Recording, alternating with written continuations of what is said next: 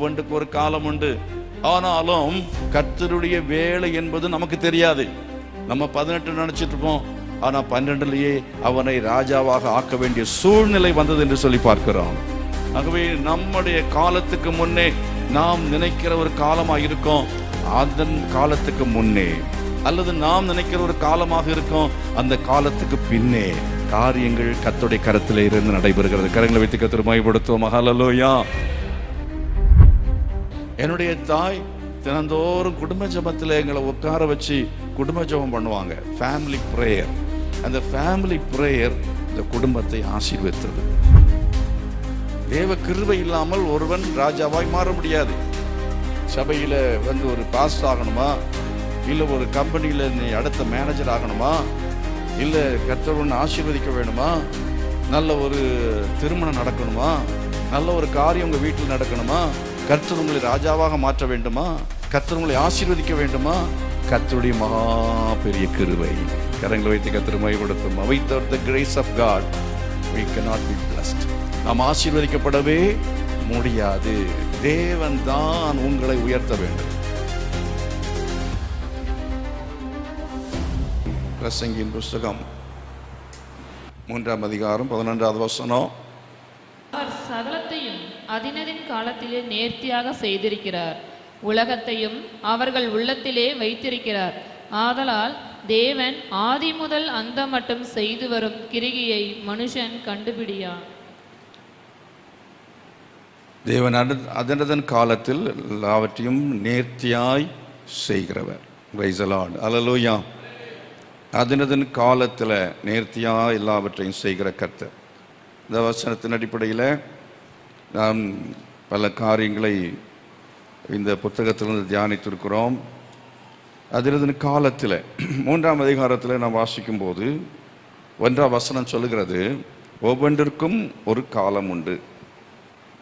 வானத்தின் கீழ் இருக்கிற ஒவ்வொரு காரியத்துக்கும் ஒவ்வொரு சமயம் உண்டு. ஒரு காலம் என்பது மிக மிக முக்கியமானது. Praise the Lord. சொல்லப்பட்டு பிறக்க ஒரு காலம் உண்டு, இறக்க ஒரு காலம் உண்டு. ஆகவே நாம் ஆண்டவர் எல்லாவற்றையும் அவர் செய்கிறவர், அவர் ஒவ்வொரு காலத்தில் அவர் செய்கிறவர்.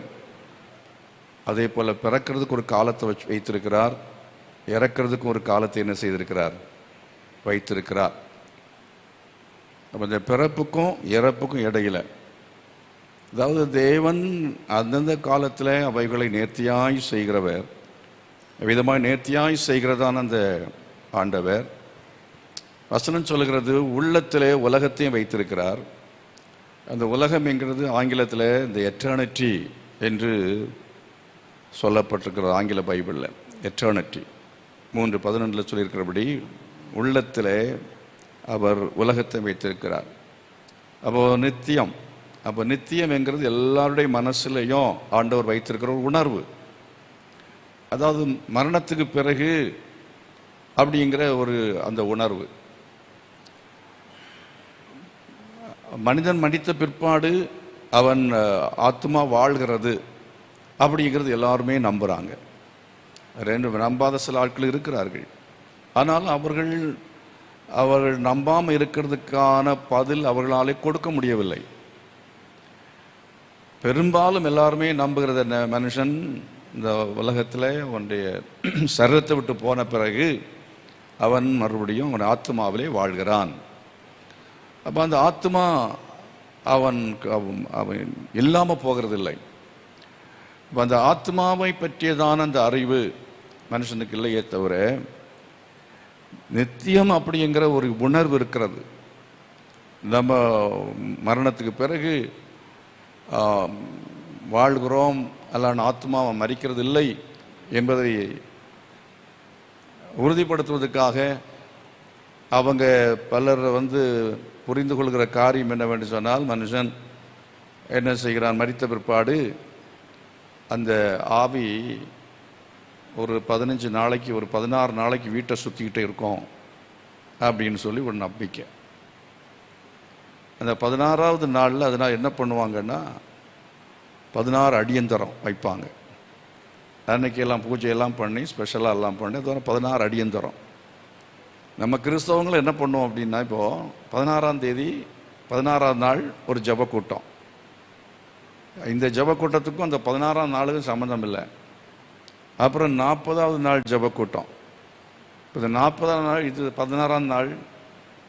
இப்படி இந்த நாள் கணக்கில் செய்கிறது எல்லாமே என்னன்னா, இந்த அடித்த ஆத்மா அது என்ன செய்யணும்னு சொன்னால், அந்த வீட்டில் திரும்பி வராமல் இருக்கிறதுக்கு என்னென்ன செய்யணுமோ, வந்ததுன்னா நம்ம தொல்லை கொடுக்கும், அது பிரச்சனை கொடுக்கும். ஆகவே இது என்ன செய்யணும், நிரந்தரமாக அனுப்பிடணும். அவ எங்கே அனுப்ப போகிறாங்கன்னு தெரில. அப்படி அலைகிற ஆத்மா வந்து சொர்க்கத்துக்கு போகாது, அது நரகத்து பாதாளத்துக்கு அனுப்ப போகிறாங்களா எனக்கு தெரியாது. இதெல்லாம் அதாவது மற்ற மதங்களிலே, பல விதமான மதங்களிலே பலவிதமான நம்பிக்கைகளே விதமாக வைத்து ஆத்மா என்கிற அடிப்படையில் பல சடங்குகளை செய்கிறத பார்க்குறோம். அது மட்டும் நல்ல ரோமன் கத்தோலிக்க என்ன சொல்வார்கள் என்றால், அந்த ஆத்மா வந்து உத்தரிக்கும் ஸ்தலம் ஒன்று இருக்கிறது.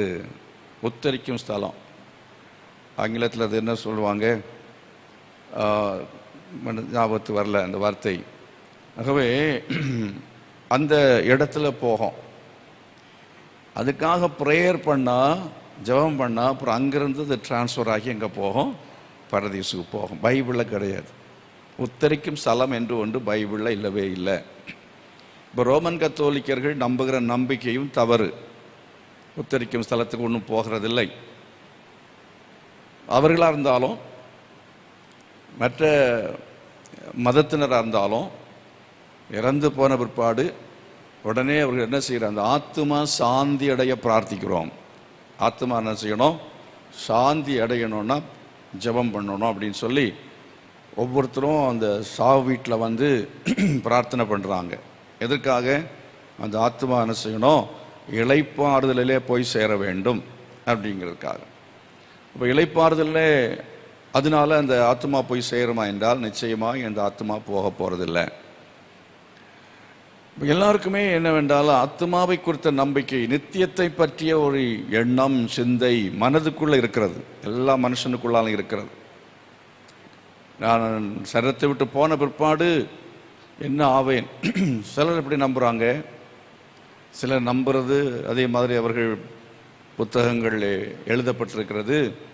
அவங்களுடைய நம்பிக்கை, நாம் நல்லதை செஞ்சோன்னா நம்ம அடுத்த ஜென்மத்தில் நான் நல்லா பிறப்போம், இல்லைன்னா எப்படி பிறப்போம், நாயாக பிறப்போம்.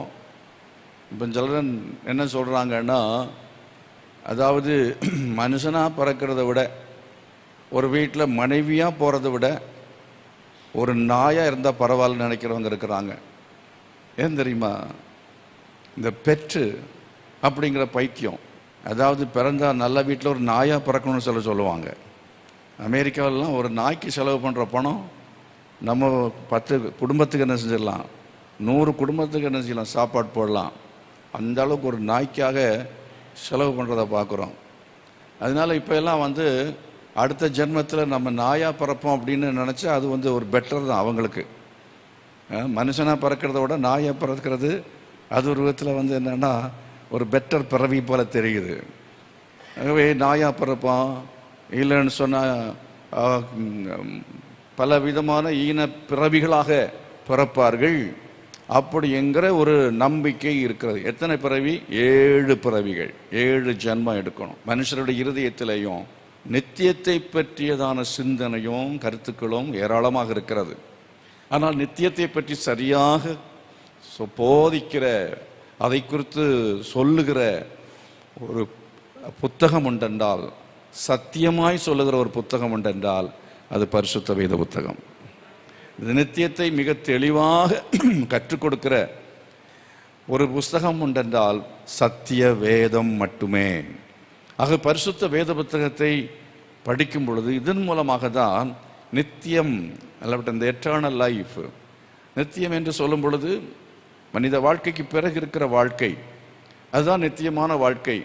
அந்த வாழ்க்கை ஒன்று நரகத்தில் இருக்கும், இல்லை என்றால் அது பரலோகத்தில் இருக்கும்.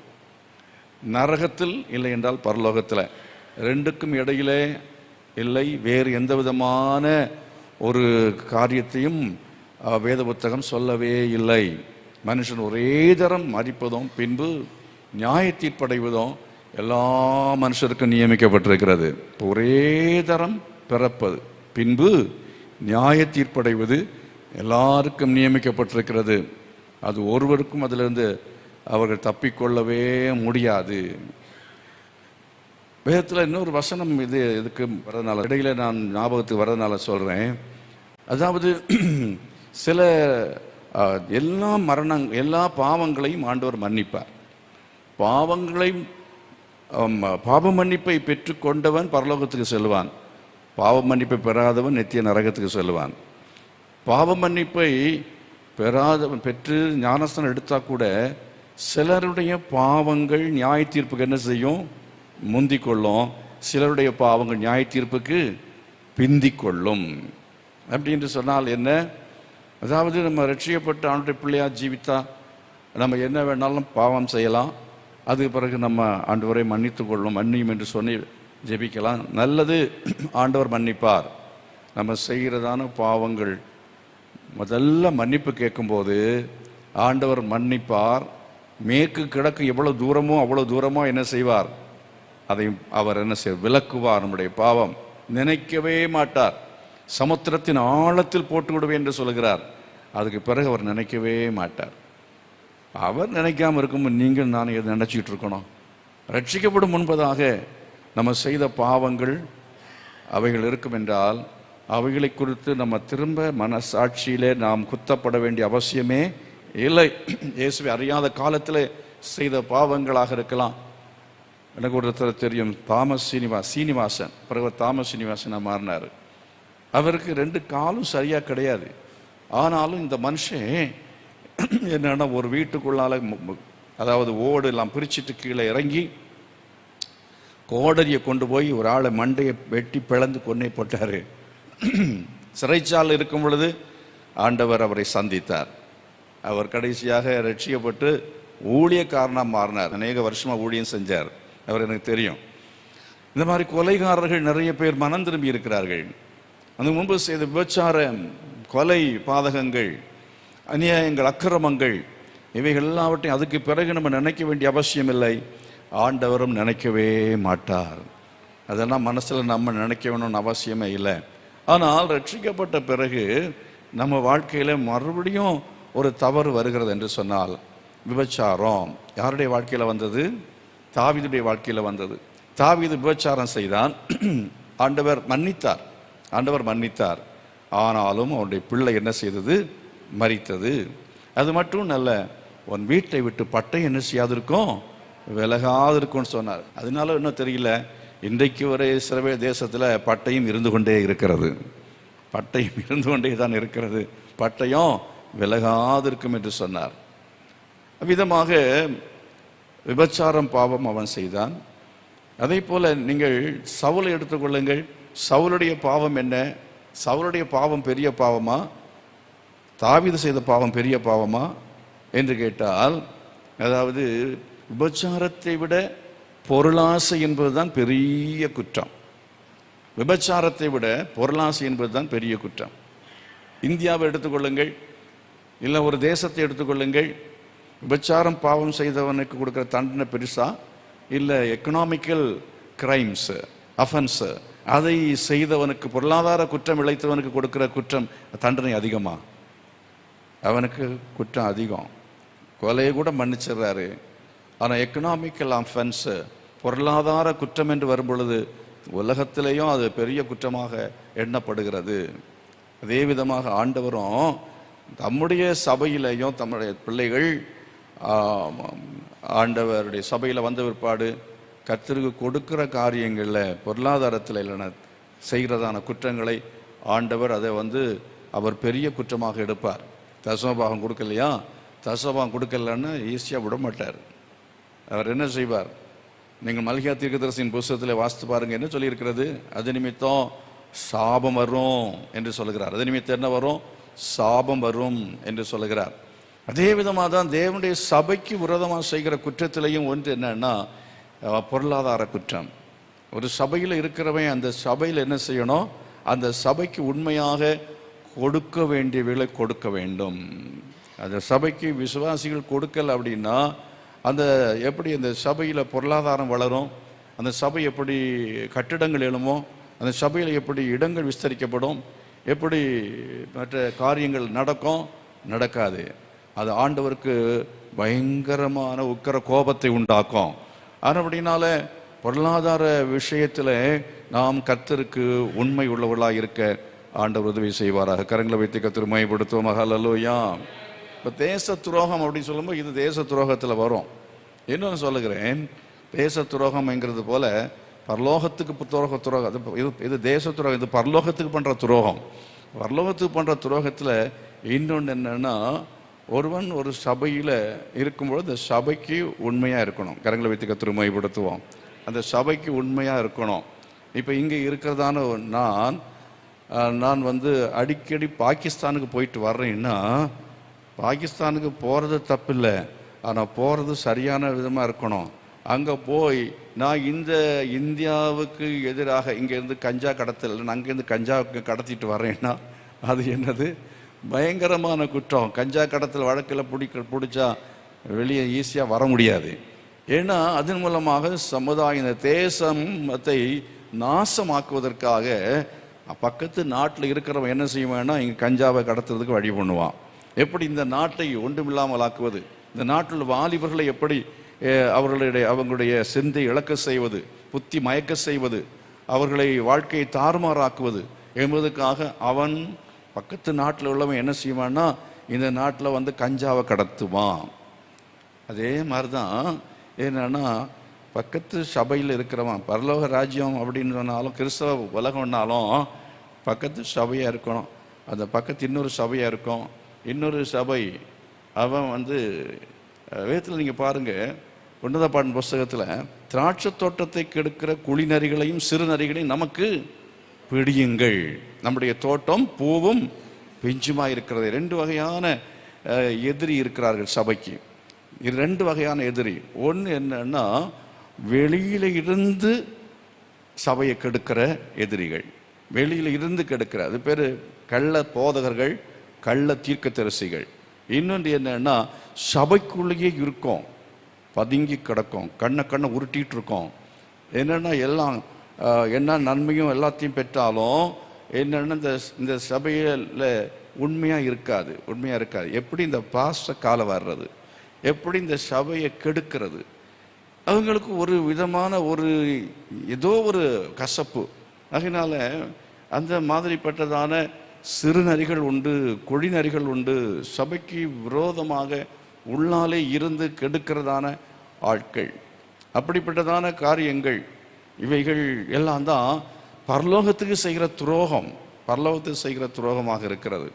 நீங்கள் இந்த பிரசங்கின் புஸ்தகத்தில் படிக்கிற சமயத்தில், அதாவது 1ஆம் அதிகாரத்தில் நீங்கள் வாசித்து பாருங்க, தாவீதின் குமாரனும் எருசலேமின் ராஜாவுமாகிய பிரசங்கி அது யார்? சாலமோன். The son of David, the king of Jerusalem. அப்போ அவன் எப்படி ராஜாவாய் மாறினான்? அவன் ராஜாவாய் மாறுவதற்கு தேவன் என்ன செய்தார் என்று சொன்னால் கிருபையாக அவனை ராஜாவாக மாற்றினார். அது முதல் விஷயம். தேவ கிருபை இல்லாமல் ஒருவன் ராஜாவாய் மாற முடியாது. சபையில் ஒரு பாஸ் ஆகணுமா, இல்லை ஒரு கம்பெனியில் நீ அடுத்த மேனேஜர் ஆகணுமா, இல்லை கர்த்தர் ஒன்று ஆசீர்வதிக்க வேணுமா, நல்ல ஒரு திருமணம் நடக்கணுமா, நல்ல ஒரு காரியம் உங்கள் வீட்டில் நடக்கணுமா, கர்த்தர் உங்களை ராஜாவாக மாற்ற வேண்டுமா, கர்த்தர் உங்களை ஆசீர்வதிக்க வேண்டுமா, கர்த்தருடைய மகா பெரிய கிருபை. கரங்களை வைத்து கர்த்தரை மகிமைப்படுத்தும். without the grace of God we cannot be blessed. நாம் ஆசீர்வதிக்கப்படவே முடியாது. தேவன் தான் உங்களை உயர்த்த வேண்டும். சாலமோன் என்ன ஐயா அவர் கிருபைக்கு பாத்திரமாக இருந்தார். சாலமோன் ஆண்டவர் ஆசீர்வதிக்கிறதுக்கு, அவன் ராஜாவை மாற்றுறதுக்கு அவனுக்கு என்னதான் விசேஷம், என்னதுனால அவன் ஆசீர்வதிக்கப்பட்டான்? வேற ஒன்றும் இல்லை.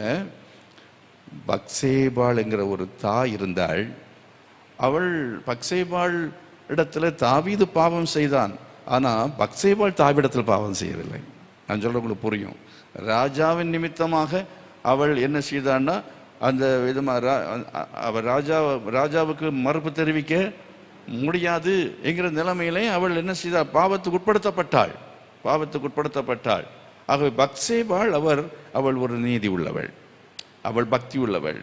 தேச பக்தி என்று சொன்னால் அவளுக்கும் புருஷனுக்கும் ரொம்ப அதிகமாக இருந்தது. அந்த உரியா என்ன செய்தான் என்றால், அவனை கூப்பிட்டு நீ வீட்டுக்கு போப்பா என்று சொல்லி, தாவீது அவளோடு அவன் பாவம் செய்த பிற்பாடு, தவறாய் நடந்து கொண்ட பிற்பாடு அவனை வீட்டுக்கு அனுப்பி அந்த தவறை மறைப்பதற்கு ஒரு காரியத்தை அவன் யோசிக்கிறான். அப்போ அவன் என்ன சொல்கிறான், எல்லாரும் யுத்தம் செய்யும் பொழுது நான் என்ன செய்ய மாட்டேன், நான் வீட்டுக்கு போய் என் மனைவியோடு சுகமாக இருப்பேனா, இருக்க மாட்டேன் நான் அப்படி சொல்லி அவன் ராஜாவுடைய அரண்மனை வாசல்லையே படுத்திருந்தான் என்று சொல்லி இருக்கிறது பாருங்க. அதுதான் தேசபக்தி. அந்த தேசபக்தியை போல நமக்கும் தெய்வ பக்தி தேவை. பரலோகத்தை பற்றி ஒரு வைராக்கியம் நமக்கு இருக்க வேண்டியது அவசியம். என்ன சொல்ல வரேன், அதாவது உங்களை ஆண்டவர் ஆசீர்வதிச்சது இல்லை, நம்ம ஆண்டவர் ஆசீர்வதிச்சதுக்கு காரணம் நம்முடைய சில காரணங்கள்னால இல்லை, இது எல்லாத்துக்கும் காரணம் தேவனுடைய கிருபை. ஆமென். இந்த கிருபை என்று சொல்லும்போது, இப்போ என்னுடைய தாய் தினந்தோறும் குடும்ப ஜபத்தில் எங்களை உட்கார வச்சு குடும்ப ஜபம் பண்ணுவாங்க, ஃபேமிலி ப்ரேயர். அந்த ஃபேமிலி ப்ரேயர் இந்த குடும்பத்தை ஆசீர்வதித்தது. எங்கள் வீட்டில் என்னுடைய ஒரு சிஸ்டர், அது மாதிரி ஒரு பிரதர் 2 பேரை தவிர மொத்தம் நாங்கள் 7 பேரில் 5 பேரும் இப்போது ஊழிய பிரகாரமாக ஊழியத்தில் இருக்கிறோம். கர்த்தருக்கு ஸ்தோத்திரம். அதான் ராஜா, எருசலேமின் ராஜா. ஆகவே நம்ம பிள்ளைங்க ஊழியக்காரங்களாக வர்றாங்களா, அதான் பெரிய ஆசீர்வாதம். என்னுடைய மகன் டாக்டராக இருக்கிறான், அது ஒன்றுமே விஷயம் இல்லை. என்ஜினியராக இருக்கிறாங்க, இல்லை நான் என்ஜினியர் ஆகணும்னு நினச்சி தான் நான் படித்தேன். இப்போ நான் முயற்சி பண்ணேன், 3 மார்க்கில் போயிடுச்சு. 3 மார்க்கில் கிடைக்கும். இன்றைக்குன்னா அட்மிஷன்லாம் கிடைக்கும், அந்த காலத்தில் கிடைக்காது. 3 மார்க்கில் அவுட்டு. அதை கிடைக்காததுக்காக கர்த்தருக்கு ஸ்தோத்திரம். அப்படி ரொம்ப கவலைப்பட்டேன், ஐயோ நான் என்ஜினியர் ஆக முடியலையேன்ட்டு. இப்போ நான் டாக்டராக இருக்கேன், நான் என்ஜினியராக இருக்கேன், அக்கௌண்டண்டாக இருக்கிறேன், நான் மேனேஜராக இருக்கேன், அட்மினிஸ்ட்ரேட்டராக இருக்கேன், இப்போ எல்லாமா இருக்கேன். இப்போ அக்கௌண்டிங் டிபார்ட்மெண்ட்டு அதுவும் எங்களை தான் இயங்குகிறது. அதே போல் என்ன சில சமயத்தில் மருத்துவமும் சொல்லி கொடுக்கேன். என்ன சில காரியங்களை இப்போ மருத்துவம் எப்படி படித்தேன்னு கேட்டால், நம்ம உடம்பில் வர்ற வியாதியே நமக்கு படிப்படியாக மாறி விடுகிறது. பேக் பெயின் வந்தால் என்ன செய்யணும் என்கிட்ட கேட்டால் சொல்லிக் கொடுப்பேன். அது மாதிரி அசிடிட்டி வந்தால் என்ன பண்ணணும் என்கிட்ட கேட்டால் சொல்லிக் கொடுப்பேன். காய்ச்சல் வந்தால் என்ன பண்ணணும், எல்லாத்துக்கும் மேலே சொல்கிறது ஜெபம் பண்ணுங்க. கர்த்தருக்கு ஸ்தோத்திரம். அதுதான் பெரிய ஆலோசனை. அதனால் ஆண்டவருடைய ஆசீர்வாதம், என்னுடைய தாய் அவங்களுடைய ஜெபம். அப்பா ஜெபம் பண்ணலையான்னு கேட்பீங்க. எங்கள் அப்பா அவர் கடைசியில் தான் ரட்சிக்கப்பட்டார். ஆனாலும் அவர் குடிகாரனாகவோ வேறு எந்த பாவமோ அப்படி செய்தவர் கிடையாது.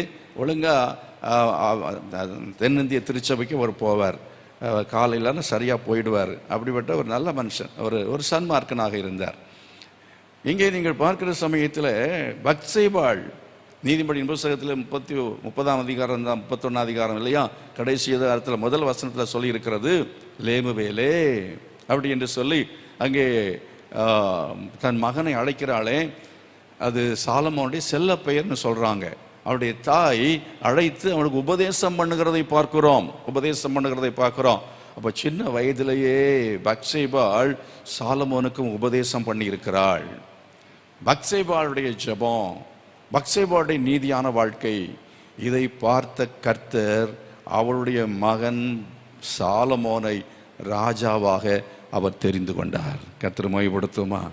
உங்கள் பிள்ளைகளை கர்த்தர் ஆசீர்வதிக்கணும், நம்ம பிள்ளைகளை கர்த்தர் ஆசீர்வதிக்கணும்னா தாய் தகப்பன் மிக மிக முக்கியமான. நீதிமானுடைய சந்ததி ஆசீர்வதிக்கப்படும். தாவீது நிமித்தமாக என்று சொல்றதை விட யார் நிமித்தமாக, பத்சேபாள் நிமித்தமாக கர்த்தர் என்ன செய்தார் என்றால் தாவீதின் குடும்பத்தை கட்டும்படி தெரிந்து கொண்டார், சாலமோனை தெரிந்து கொண்டார். அதனால தாய்மார்கள் விசேஷமாக நீங்கள் முழங்கால நின்று ஜெபம் பண்ணுற ஜெபம் பிள்ளைகள் வாழ்க்கையை கட்டும், பிள்ளைகளை ராஜாவாக என்ன செய்யும், உயர்த்தும். கர்த்தர் மகிமைப்படுத்துவோமா. ஹல்லேலூயா. அதனால முழங்கால தாய்மார்கள் நிற்கணும், என்ன ஜெபிக்கணும். எப்படி என்னன்னா சைக்காலஜி படித்து இந்த உலகத்தில் சமாளிக்கிறதுங்கிறது படிக்கிறது விஷயம் இல்லை. நித்திய ஜீவனுக்கு ஏதுவான வசனங்களை கற்றுக் கொடுக்கிற சபைக்கு போகணும். கரங்களை வைத்து கர்த்தர் மகிமைப்படுத்துங்க. ஹல்லேலூயா. நித்திய ஜீவ வசனங்கள் உம்மிடத்தில் உண்டு. இயேசு கிறிஸ்து அவர் பேசும் பொழுது அவர் பேசுகிறதும் ரொம்ப கடினமாக இருக்கும். ஆகவே ஆண்டவர் கேட்டார், நீங்களும் சிலரெல்லாம் போய்விட்டார்கள், வேற சபைக்கு போயிட்டாங்க போல இருக்கு, வேற எங்கேயோ போயிட்டாங்க, நீங்களும் போய்விட மனதாக இருக்கிறீர்களோ என்று கேட்டபோது பேதுரு சொன்னான், நித்திய ஜீவ வசனங்கள் உம்மிடத்தில் உண்டு, நாங்கள் யாரிடத்தில் செல்வோம்? ஆகவே நம்ம போகிற சபை எங்கே இருந்தாலும் சரி, எந்த காலத்தில் சரி, நம்ம பிள்ளைகளாக இருந்தாலும் சரி, எங்கே அனுப்பினாலும் சரி, பிள்ளைங்களே நம்ம ஈஸியாக என்ன செய்ய முடியாது, கரெக்ட் பண்ண முடியாது, நம்ம சொல்கிறதெல்லாம் கேட்க மாட்டாங்க. ஆனாலும் வசனத்தை நீ தண்ணீர் மேல் ஆகாரத்தை போடு, அநேக நாட்களுப்பாடு பலனை காண்பாய். Praise the Lord. இதெல்லாம் பிரசங்கில தான் இருக்கிறது. ஆகையினால நம்ம பிள்ளைகள் மேலே தேவனுடைய வசனம், ஆகாரம் என்றால் வசனம், அந்த வசனத்தை என்ன செய்யணும், பிள்ளைகள் மேலே போடணும், பிள்ளைகள் மேலே, குழந்தைகள் மேலே போடணும். தண்ணீர், திரளான தண்ணீர் ஜனங்களை குறிக்கும், ஆட்கள் மேலே போடணும். அப்படி வசனத்தை போடும்போது, பிள்ளைகளுக்கு உபதேசத்தை சொல்லும் பொழுது நிச்சயமாகவே இன்றைக்கு ஒருவேளை அவர்கள் எதிர்க்கலாம், முரண்டு பிடிக்கலாம், நான் செய்ய மாட்டேன்னு சொல்லலாம், கோபப்படலாம், நம்ம புத்திமதிக்கு எதிர்த்து நிற்கலாம். ஆனாலும் நீங்கள் புத்திமதி சொல்லுங்கள், உபதேசம் பண்ணுங்கள், முழங்கால நில்லுங்கள், கர்த்தர் ரட்சிப்பார். கரங்களை வைத்து கர்த்தர் மகிமைப்படுத்தும். அல்லேலூயா. என் மகன் எப்படியாவது சர்ச்சுக்கு வரணும், என் மகன் எப்படியாவது பைபிள் படிக்கணும், எவ்வளவோ ஒரு முயற்சி செய்கிறார்.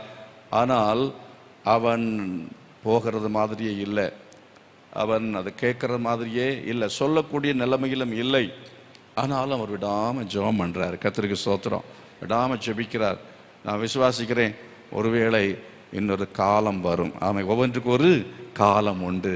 ஒரு காலம் வரும் பொழுது, ஏற்ற காலத்தில் இந்த ஜெபத்துக்கு பதிலை கர்த்தர் நிச்சயமாய் கொடுப்பார், நான் விசுவாசிக்கிறேன். ஆமென். அல்லேலூயா. ஒருவேளை உங்கள் பிள்ளைகள் ரட்சிக்கப்படாமல் இருக்கலாம், உங்கள் பிள்ளைகளுடைய காரியங்கள் ஏதோ ஒன்று நடக்காமல் இருக்கலாம். ஆனால் முழங்கால நின்று நீங்கள் கவலைப்படாமல், அதாவது நீங்கள் சோர்ந்து போகாமல் நம்ம ஜெபிப்போம் என்றால் நிச்சயமாகவே நம்முடைய தேவன் பதில் கொடுக்கிற தேவனாக இருக்கிறார். கர்த்தர் மகிமைப்படுத்தும். அல்லேலூயா. நம்முடைய தேவன் கைவிடவே மாட்டார். நீதிமானுடைய சந்ததி கைவிடப்பட்டதையும் அவன் பிள்ளைகள் அப்பத்துக்கு இறந்து திரிகிறதையும் நான் என்ன செய்யவில்லை, காணவில்லை. கர்த்தர் ஒரு நாள் நம்முடைய பிள்ளைகளை கைவிட மாட்டார். ஆனால் நாம் பெற்றோர் என்ன செய்யணும், நீதிமான்களாக இருக்க வேண்டும். சகைவை ஆண்டவர் தொட்டார். அவன் சொன்னான், என்னுடைய வாசியில் பாதியை நான் என்ன செய்கிறேன், ஏழைகள் கொடுக்கிறேன், யாருக்கு அநியாயமாக வாங்கினேனோ எல்லாவற்றையும் திருப்பி செலுத்தி விடுகிறேன் என்று சொன்னான். என்றால் நம்மிடத்தில் தவறான பணம் இருக்கும் என்றால், தவறாய் சம்பாதித்து இருக்கும் என்று சொன்னால் அதெல்லாம் சாபமாக மாறிவிடும். அதெல்லாம் நம்முடைய குடும்பம் அழிந்து போவதற்கு காரணமாய் மாறிவிடும். நம்முடைய பிள்ளைகளுடைய ஆசீர்வாத தடையாய் மாறிவிடும். ஆகவே அப்படிப்பட்டதான பணத்தை எல்லாத்தையும் நம்ம என்ன செய்யணும்னா திருப்பி கொடுக்க வேண்டும், திருப்பி கொடுத்துடணும். அதே போல் இல்லைன்னா ஏழைகளுக்கு கொடுத்துடணும். தவறாய் சம்பாதித்தவைகள் நம்முடைய வீட்டில் இருக்கவே கூடாது. அது நம்முடைய சந்ததிக்கு ஆசீர்வாதமாக இருக்கவே இருக்காது. கர்த்தர் மகிமைப்படுத்துமா. தாவீதின் சந்ததியினுடைய ஆசீர்வாதத்துக்கு காரணம் என்னவென்று சொன்னால், தாவீது தவறாய் எதுவும் சம்பாதிக்கவில்லை. தாவீது பண விஷயத்தில் கத்திருக்கும்போதாக அவன் உண்மை உள்ளவனாக இருந்தான். அவன் தவறு விபச்சாரம் அவன் செய்தான். ஆனாலும் தேவனே எனக்கு இறங்கும் என்று சொல்லி அவன் மன்றாடி ஜெபித்த பொழுது கர்த்தர் ஜெபத்தை கேட்டு ஆண்டவர் என்ன செய்தார், அவன் பாவங்களை மன்னித்து அவனுக்கு தேவன் மறுபடியும் புதிய கிருபையை கொடுத்தார். ஆண்டவர் அவனை தூக்கி எடுத்து அவனை நிறுத்தினார் என்று சொல்லி நம்ம பார்க்கிறோம். அப்படினால தேவ கிருபைக்காய் கர்த்தருடைய சமூகத்தில் ஜெபம், ஆண்டவரே என் சந்ததி ஆசீர்வதிக்கப்படணும் என்று சொல்லி முழங்கால நிற்கணும். நம்ம வாழ்க்கையில் அநியாயம் அக்கிரமங்கள் வராதபடி நம்ம பார்த்து கொள்ள வேணும். கர்த்தர் கிருபையாய் தேவன் என்ன செய்வார் என்றால் நம்முடைய பிள்ளைகளுக்கு அவர் இறங்குவார். Praise the Lord. ஹல்லேலூயா. தாவீதின் குமாரன் அவன் இஸ்ரவேலுக்கு ராஜாவாய் மாறினான். இப்போ துரோகம் அப்படிங்கிறது என்ன அப்படின்னு பார்த்தீங்கன்னா, அதாவது இப்போ பொருளாதார குற்றம் மட்டும் இல்லை, சில சமயத்தில் என்னன்னா முரட்டாட்டம் பண்ணுதல் பெல்லு சூனிய பாவத்துக்கு சமம் அப்படின்னு சொல்லியிருக்கு. இங்கே சாலமோன் ராஜாவாக மாறும்படி தேவன் தம்முடைய கிருபையினாலே சித்தம் கொண்டார். ஆனால் அவனுக்கு 2 பிள்ளைங்க இருந்தாங்க பாருங்க. ஒன்று அதோனியான் பேர், இன்னொருத்தன் பேர் அப்சலோன் பேர். இந்த அதோனியா அவன் தேவனுடைய அதாவது சித்தப்படி அவன் ராஜாவாய் மாற வேண்டும் அப்படிங்கிறது தேவனுடைய காரியமா இல்லை. தேவன் அதை விரும்பினாரா விரும்பவில்லையா அப்படிங்கிறதை குறித்து அவன் கவலைப்படவில்லை. தானே ராஜாவாக மாற வேண்டும் என்று விரும்பினான். தானே ராஜாவாக மாற வேண்டும் என்று விரும்பினான். தன்னைத்தான் உயர்த்துகிறவன் என்ன செய்யப்படுவான்? தாழ்த்தப்படுவான். என்ன செய்தான்? அவன் ஒரு குரூப்பை என்ன செஞ்சான்? தயார்படுத்தினான். ஒரு குரூப்பை தயார்படுத்தி கடைசியில் அவன் ராஜாவாக he made a declaration. அவன் என்ன செய்தான்? ராஜாவாக அவன் என்ன செய்தான்? அவன் டிக்ளேர் பண்ணான். அவனை அறிவித்து கொண்டான். அறிவித்த பிற்பாடு தான் உடனே என்ன இங்கே செய்தி தாவீதுக்கு வருகிறது. தாவீது உடனடி என்ன செய்தான் என்று சொன்னால், இந்த சாலமோனை அவன் 12 வயது தான். தாவீது நினைச்சிருப்பான், பையனுக்கு இப்படி ஒரு 20 வயசு ஆகட்டும், ஒரு 18 வயசு ஆகட்டும், அப்புறம் ராஜாவாக்கலாம் நினைச்சா அவ்வளவு நேரம் காத்திருக்க முடியவில்லை. ஒவ்வொன்றுக்கு ஒரு காலம் உண்டு, ஒவ்வொன்றுக்கு ஒரு காலம் உண்டு. ஆனாலும் கர்த்தருடைய வேலை என்பது நமக்கு தெரியாது. நம்ம 18 நினைச்சிட்டு இருப்போம், ஆனா 12லேயே அவனை ராஜாவாக ஆக்க வேண்டிய சூழ்நிலை வந்தது என்று சொல்லி பார்க்கிறோம். ஆகவே நம்முடைய காலத்துக்கு முன்னே நாம் நினைக்கிற ஒரு காலமாக இருக்கும், அந்த காலத்துக்கு முன்னே அல்லது நாம் நினைக்கிற ஒரு காலமாக இருக்கும், அந்த காலத்துக்கு பின்னே காரியங்கள் கர்த்தருடைய கரத்திலே இருந்து நடைபெறுகிறது. கரங்களை வைத்து கர்த்தரை மகிமைப்படுத்துவோம். ஹல்லேலூயா. சில சமயத்து நினைப்போம், பிள்ளைக்கு நம்ம என்ன செய்யலாம், ஒரு 25, 26, 27 வயசு ஆகட்டும், அப்புறம் பொட்ட பிள்ளைக்கு கல்யாணத்தை பண்ணி வைக்கலாம் அப்படின்னு நினச்சிருப்போம். வேறு 27 வயசு. ஆனால் 23லேயே நடத்தி வைக்க வேண்டிய ஒரு சிச்சுவேஷன் வரும். வந்துட்டுன்னு சொன்னால் நம்ம என்ன நடத்தி வச்சிடணும்.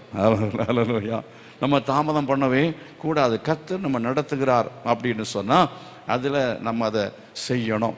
ஆகவே தேவனுடைய நடத்துதலை கவனித்து கொண்டே நம்ம இருக்கணும். நம்ம ஒரு காலத்தை தீர்மானித்து கொண்டு இப்படித்தான் இப்படித்தான் இப்படித்தான் நினைச்சிட்டு இருந்தோம்னா நம்ம தவறு செய்து விடுவோம்.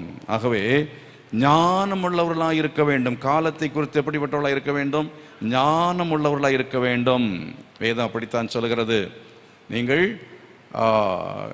என்ன செய்யுங்கள்? ஞானம் உள்ளவர்களாய் காலத்தை பயன்படுத்தி கொள்ளுங்கள். ஞானம் உள்ளவர்களாய் காலத்தை என்ன செய்யுங்கள்? பயன்படுத்தி கொள்ளுங்கள். காற்று உள்ள போது என்ன செய்? தூற்றிக்கொள்ளணும். தமிழில் ஒரு பழமொழி உண்டு, காற்று உள்ள போதை தூற்றிக்கொள்ளுனா அர்த்தம் என்ன?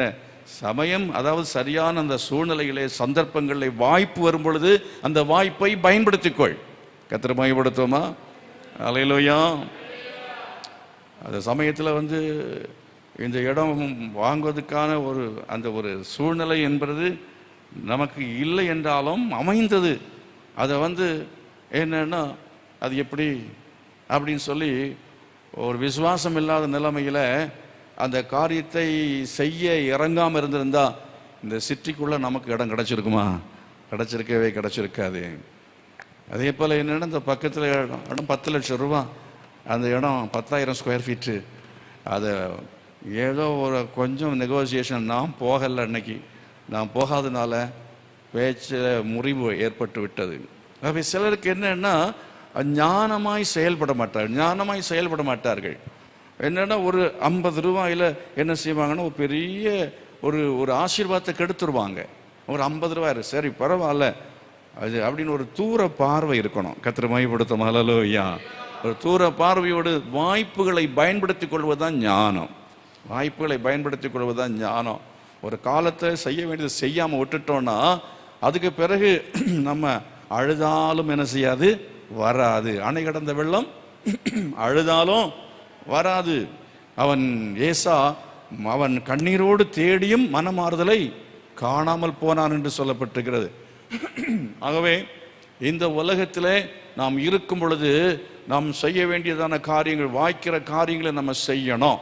ரட்சிக்கப்பட வேண்டிய காலங்களே ரட்சிக்கப்படணும். இதுவே உன் ரட்சணிய காலம், இதுவே உனக்கு அனுக்கிற காலம். இன்றைக்கு அல்ல, நாளைக்குன்னு டைரியில் எழுதி வச்சுட்டு போனால் ஒரு நடிகை, பிரபல நடிகை சுவிசேஷ கூட்டத்தை விட்டு எழும்பி போனால் போகிற வழியிலேயே அவள் விபத்திலே மரித்து போனாள். ஆகவே சுவிசேஷத்தை கேட்கிற இன்றைக்கு இயேசு கிறிஸ்துவனுடைய ரட்சிப்பை நீங்கள் அல்ல தட்டாமல் அதை ஏற்றுக்கொள்ள வேண்டியது அவசியம். இல்லை என்றால் நாளை நம்முடையது அல்லவே அல்ல.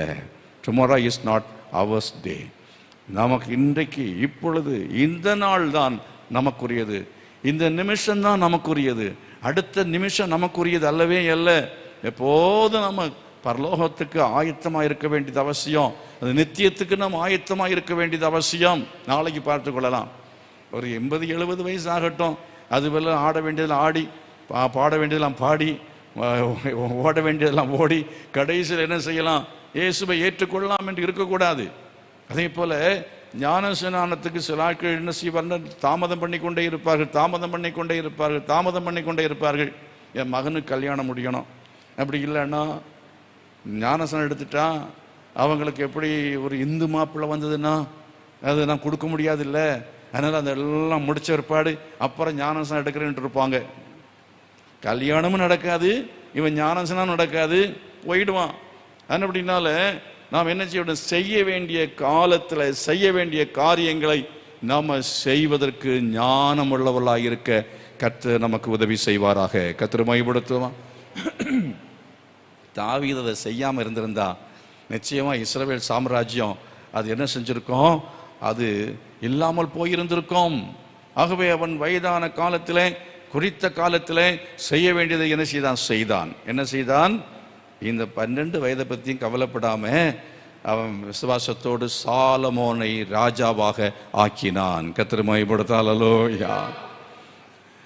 ஆனால் துரோகம் பண்ணினவன் யாரு? அதோனியா கொல்லப்பட்டான்.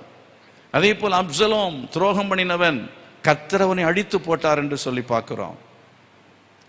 அப்சலோம், அதோனியா இவருடைய காரியங்கள் நமக்கு எச்சரிப்பு ஆனவைகள். தேவனுடைய ராஜ்யத்துக்கு துரோகம், கர்த்தருடைய சபைக்கு, உண்ட வீட்டுக்கு என்ன பண்ணக்கூடாது? ரெண்டகம் பண்ணவே கூடாது. உண்ட வீட்டுக்கு ரெண்டகம் பண்ணவே கூடாது. தேவனுடைய சபைக்கு துரோகம் பண்ணக்கூடாது. அதே போல் அப்பாவுக்கு துரோகம் பண்ணக்கூடாது, அம்மாவுக்கு துரோகம் பண்ணக்கூடாது.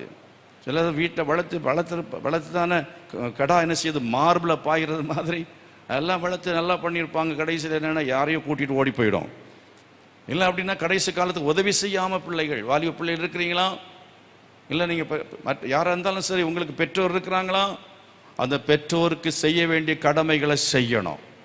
உங்கள் பெற்றோரை நேசிக்கணும், கடைசி வரையிலையும் வச்சு காப்பாற்றணும். முதியோர் இல்லத்தில் கொண்டு போய் விட்டுடலாம். ஆகையினால வயதானவர்களை நம்ம என்ன செய்யணும்னா அவங்க நல்லா பாதுகாக்கணும், டைம் எடுத்து ஸ்பெண்ட் பண்ணணும், அவங்களோட பேசணும், தொலைபேசியில் பேசணும், அவங்களோட என்ன செய்ய கொஞ்சம் நேரத்தை நம்ம ஸ்பெண்ட் பண்ணணும். அப்படி இல்லை என்று சொன்னால் அந்த இரத்தப்பழியை கர்த்தர் நம்முடைய கையில் கேட்காம போக மாட்டார். அந்த பாவம் நமக்கு நம்முடைய சந்ததிக்கு இருக்கும். அதே போல் மனைவிக்கு துரோகம் பண்ணுதல், அதே போல் நம்ம பிள்ளைகளுக்கு துரோகம் பண்ணக்கூடிய காரியங்கள் உண்டு. அதே போல் கணவனுக்கு துரோகம் பண்ணக்கூடிய காரியங்கள் உண்டு. 2 பிள்ளைகள் இருந்தாங்கன்னா 2 பிள்ளைகளையும் சரியாக நேசிக்கணும். 2 பிள்ளைகளுக்கு சரியாக என்ன செய்யணும்? அதாவது உங்கள் சொத்துக்களை பங்கு போட்டு கொடுக்கணும். ஒருத்தருக்கு நிறைய கொடுக்கறது, ஒரு ஆளுக்கு கம்மியாக கொடுக்கறது துரோகம். ஒரு குழந்தைக்கு துரோகம் பண்ணக்கூடாது.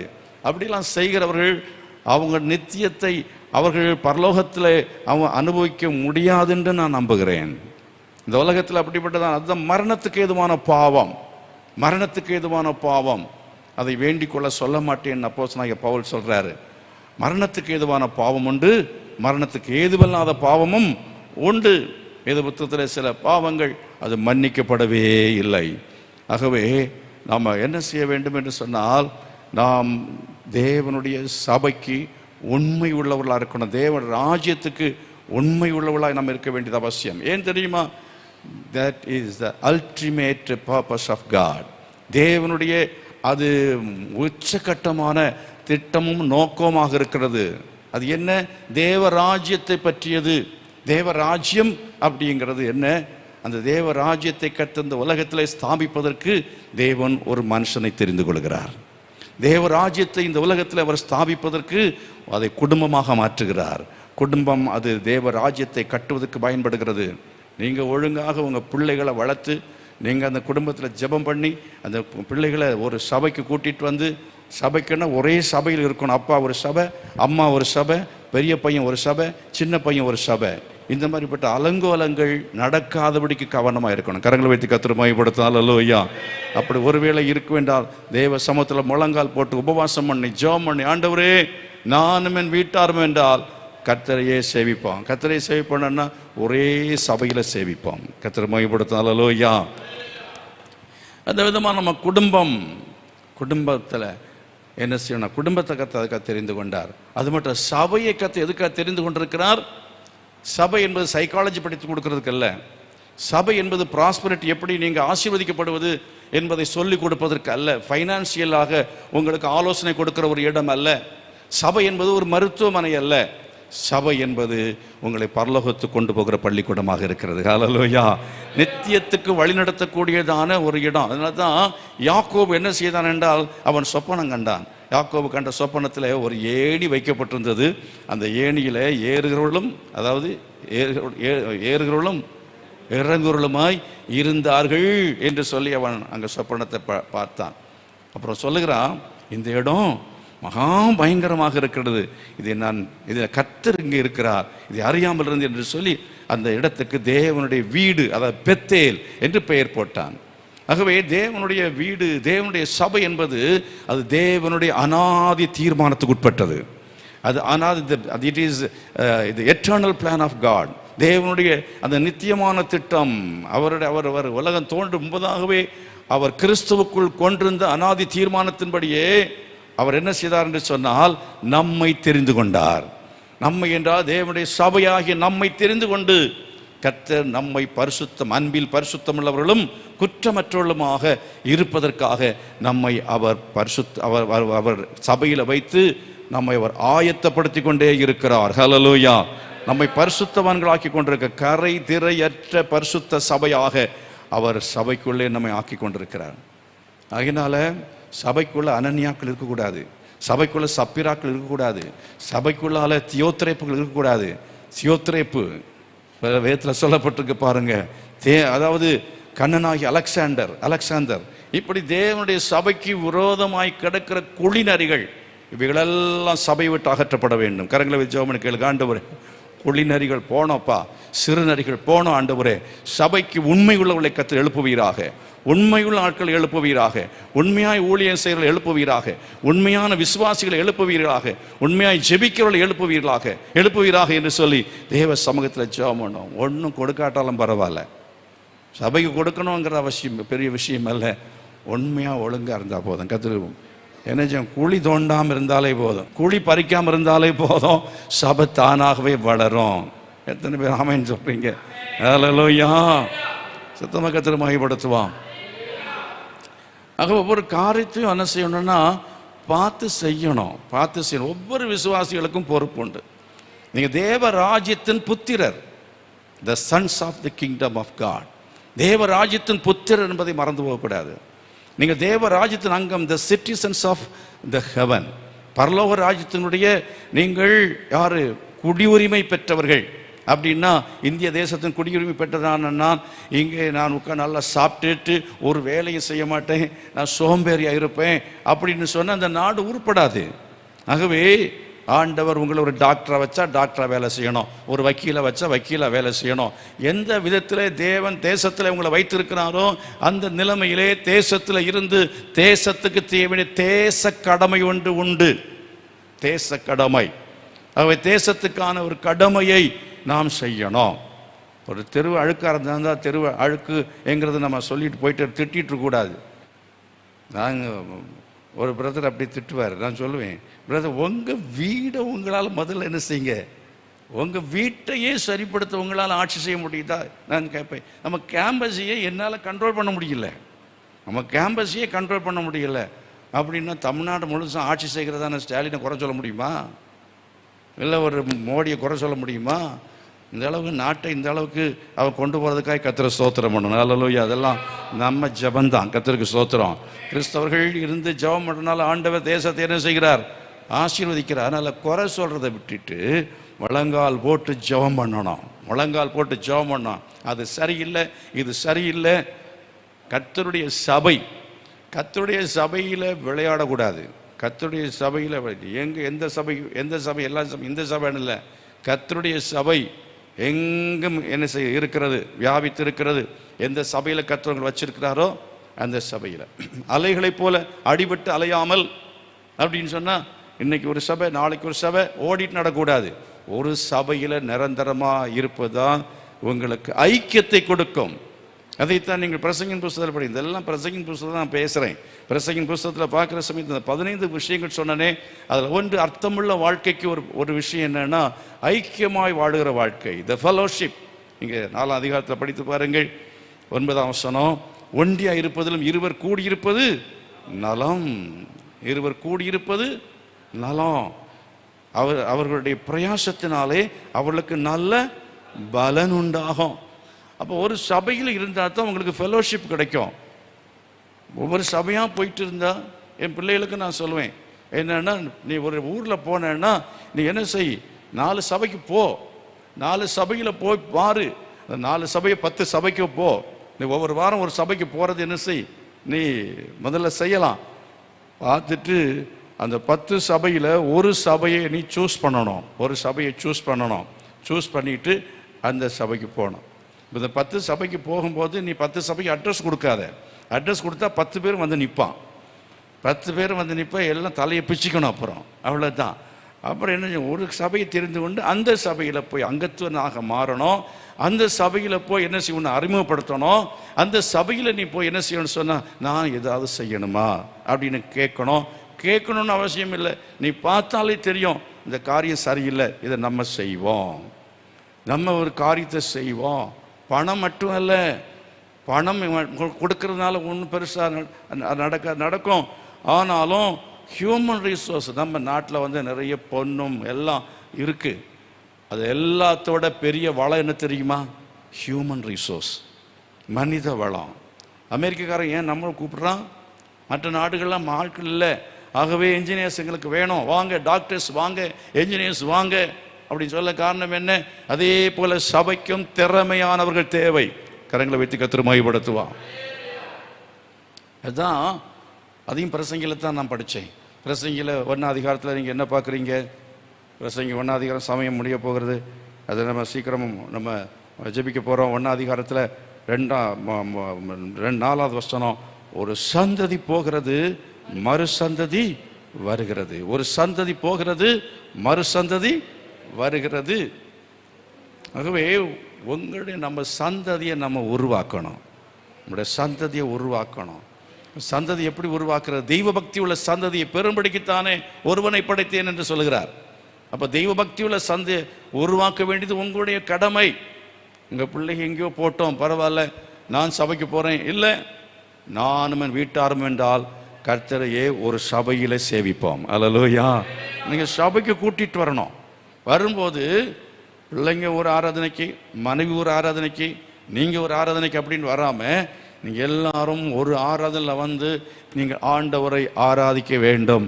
அதைத்தான் கர்த்தர் விரும்புகிறார். கரங்களை வைத்து கர்த்தரை மகிமைப்படுத்துவோமா? அது இல்லைன்னா செத்தாலும் சாகிறேன்ட்டு உபவாசம் பண்ணி ஜெபம் பண்ணணும். ஆண்டவரே, நான் குடும்பமாக வந்து உண்மை ஆராதிக்கிறதுக்கு அதுவரை இல்லை, நான் என்ன செய்ய மாட்டேன், நான் பொழிக்க மாட்டேன், புசிக்க மாட்டேன், குடிக்க மாட்டேன். ஆண்டவரே, என் தேசம் ரட்சிக்கப்படணும் அப்படிங்கிற அந்த வைராக்கியத்தோடு அவர் செயல்பட்டது போல. ஆகவே அருமையானவர்களே, சந்ததியை நம்ம உருவாக்கணும். நீங்கள் ஒரு 10 வயசு 15 வயசு பிறகு சண்டே ஸ்கூல் போட்டுனா இல்லை, அதுக்கு பிறகு சபை கூட்டுனா நடக்கவே நடக்காது. ஆகவே 8வது நாளிலே குழந்தைய தூக்கிட்டு வந்துடணும். ஸ்தோத்திரம். அல்லேலூயா. ஒரு வருஷம் ஆனற்பாடு கொண்டு வரலாம், 8வது நாளில் கொண்டு வரலாமா? இயேசு கிறிஸ்து 8வது நாளில் ஆலயத்துக்கு கொண்டு வரப்பட்டார், இருக்கா இல்லையா? ஆன் த 8th day, 8ஆம் நாள் அவர் விருத்த சேதனம் செய்யப்பட்டது. ஆலயத்தில் கொண்டு வந்து அவன் சிமியோன் என்ன செய்தான், கையில் எடுத்து அவன் ஆசீர்வதித்தான் பார்க்குறோம். அப்போ இயேசு கிறிஸ்துவ 8ஆம் நாளில் கொண்டு வந்தாங்கன்னா நாம என்ன செய்யணும்? சபைக்கு 8ஆம் நாளே கொண்டு வரணும். கரங்களை வைத்து கர்த்தரை மகிமைப்படுத்துவோம். இங்கே வேலைக்கு பிரசவமான பெண்கள் வந்து வேலைக்கு போகிறது ஒரு 2 மாதம் பொறுத்து 3 மாதம் பொறுத்து போகலாம். ஆனால் ஆலயத்துக்கு வர்றதுக்கு இதுக்கு சம்மந்தம் வேணும். ஆலயத்தில் வந்து நீங்கள் வேற ஒன்றும் பண்ண போகிறதுல வந்து ஆண்டவரை ஆராதிப்பது ஆசீர்வாதம், அந்த பிள்ளைகளுக்கு ஆசீர்வாதம். அந்த பிள்ளைகள் வந்து வீட்டில் பாட்டு சத்தம் கேட்கணும், சினிமா சத்தம் கேட்கக்கூடாது, சினிமா பாட்டு சத்தம் கேட்கக்கூடாது.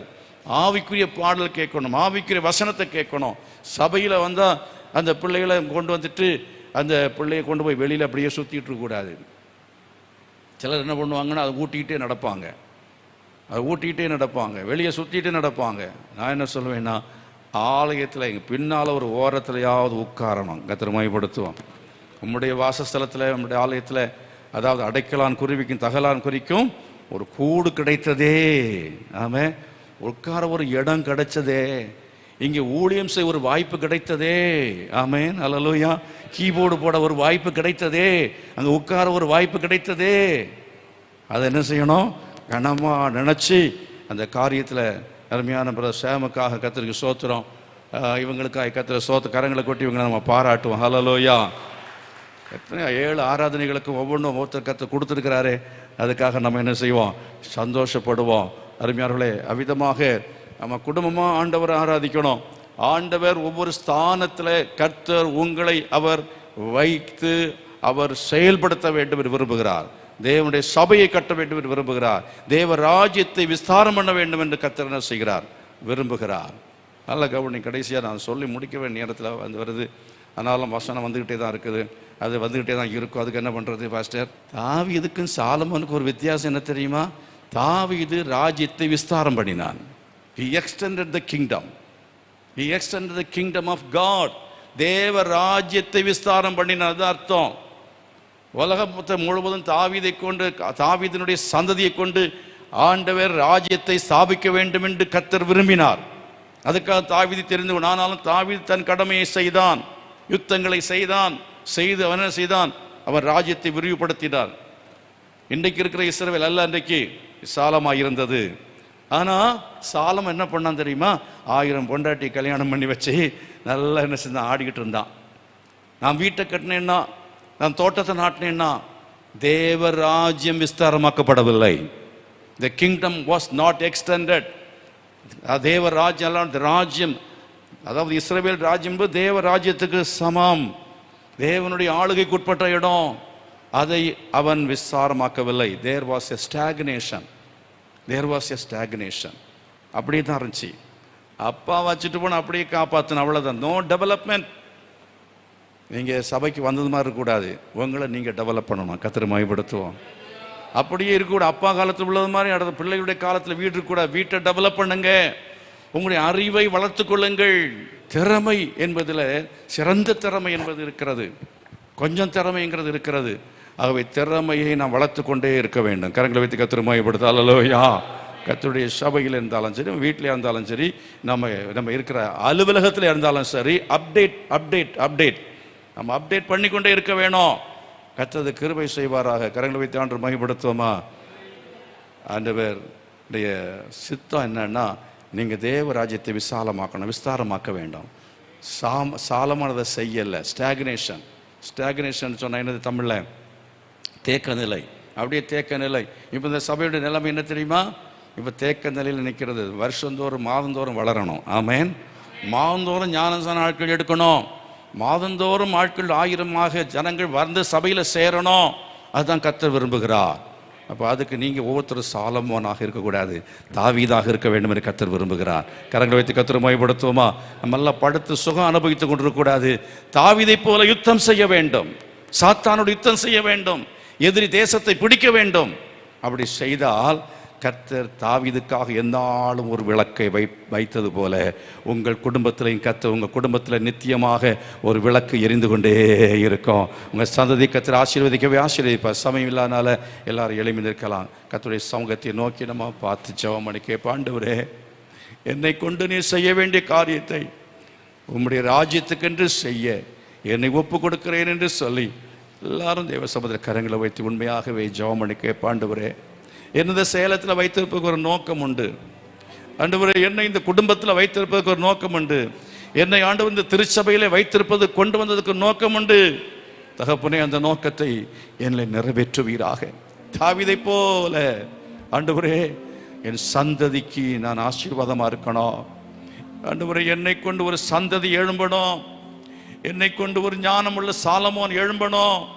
என்னை கொண்டு ஆண்டவரே நீர் செய்ய வேண்டிய காரியங்களை என் காலத்தில் நீர் செய்வதற்கு என்னை ஒப்பு கொடுக்கிறேன் என்று சொல்லி கரங்களை வைத்து ஒப்பு கொடு ஜெபம் பண்ணுங்க. ஆண்டவரே, ஒருவேளை உங்கள் குடும்பத்தில் தேவ ராஜ்யம் இன்னும் சரியாய் கட்டப்படவில்லை என்று சொன்னால் தேவ சமூகத்தில் கை வச்சு ஜெபம். ஆண்டவரே, கண்ணீரோடு ஜெபிக்கிறப்பா, என் குடும்பம் ரட்சிக்கப்படணும், நான் குடும்பம் ஆராதிக்கணும், குடும்பம் சபையில் நான் ஈடுபடணும், குடும்பம் நமக்கு ஊழியம் செய்யணும், இந்த சபையில் நான் ஒரு நல்ல ஒரு அங்கத்தினராக இருக்கணும். ஆண்டவரே, நமக்கு என்ன சேவை செய்யணும். ஆண்டவரே, நீ கொடுத்த இந்த சபையில எல்லாவற்றையும் அனுபவித்துக் கொண்டு சாலமோனை போல சுகபோகமாய் நான் இருந்து விடக்கூடாது.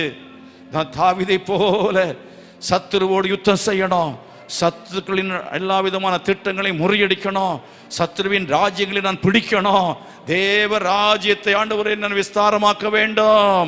இந்த சேலத்தை உமக்கு சொந்தமாக்க வேண்டும், இந்தியா உமக்கு சொந்தமாக வேண்டும். அதற்காக என்னென்ன காரியங்களை நான் செய்ய வேண்டுமோ அவைகள் எல்லாவற்றை செய்வதற்காக ஒப்பு கொடுக்கிறேன் என்று சொல்லி தேவ சமூகத்தில் கரங்களை வைத்து எல்லாம் சொல்லுங்க. ஹல்லேலூயா, glory to God. உமக்கு ஸ்தோத்திரம். உமக்காகத்தானே ஐயா உயிர் வாழ்கிறேன் என்று சொல்லி எத்தனை பேர் சொல்றீங்க? உமக்காகத்தான் ஆண்டவரே, என் மனைவிக்காக அல்ல, என் கணவனுக்காக அல்ல, என் பிள்ளைங்களுக்காக அல்ல, யாருக்காகவும் அல்ல, உமக்காகவே நான் வாழுகிறேன். ஓ உமக்காக நான் உயிர் வாழ்கிறேன் ஐயா, உமக்காகத்தானே ஐயா நான் உயிர் வாழ்கிறேன் ஐயா. இந்த உடலும் உள்ளமெல்லாம் அன்பர் உமக்காகத்தானே ஐயா. இந்த உடலும் உள்ளமெல்லாம் அன்பர் உமக்காகத்தானே ஐயா. கோதுமை மணி போல் மடிந்திடுவேன், பலன்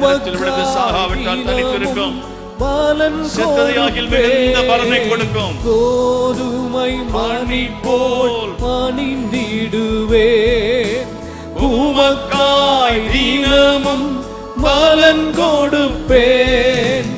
அவமானம் நிந்தை சிலுவைதனை, அவமானம் நிந்தை சிலுவைதனை அனுதினம் உமக்காய் சுமந்திடுவேன், அனுதினம் உமக்காய் சுமந்திடுவேன். கைகளை உயர்த்தி எல்லாரும் சொல்லுங்க. நான் உயிர் வாழ்கிறேன் ஐயா, உமக்காகத்தானே ஐயா நான் உயிர் வாழ்கிறேன் ஐயா. இந்த உடலும் உள்ளமெல்லாம்